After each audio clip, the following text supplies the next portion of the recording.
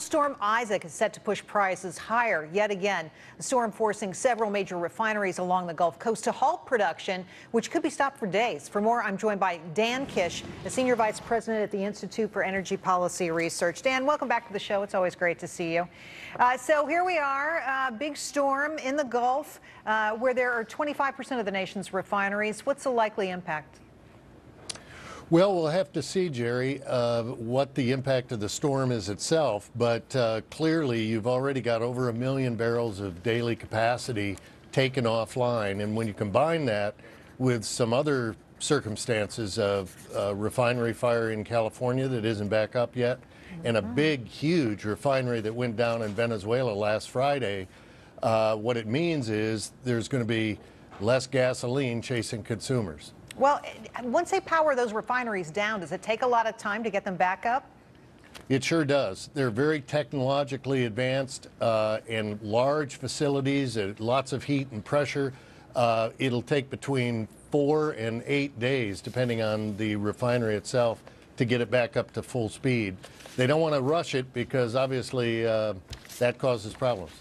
You say the Gulf Coast refineries produce 22% of the nation's supply. What's going to happen to gas prices? They're going to go up.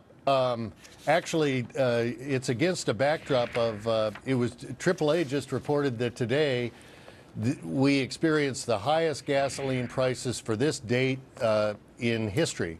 So that's before this hit, Jerry. So today the price of gasoline went up on markets by about almost 8 cents. At the same time, by the way, the price of oil was going down because there's no refineries to, there's less refineries to take the oil. So go figure. Well, it's a mess, and you got to wonder how long will an impact of higher prices, how long will that last, given the fact that it's going to take days for the refineries to get back online once the storm does pass? Exactly. It'll take a while to work its way through the system, but already we're going to see some uptick. And then let's not forget that we're not out of the hurricane season. This isn't the last.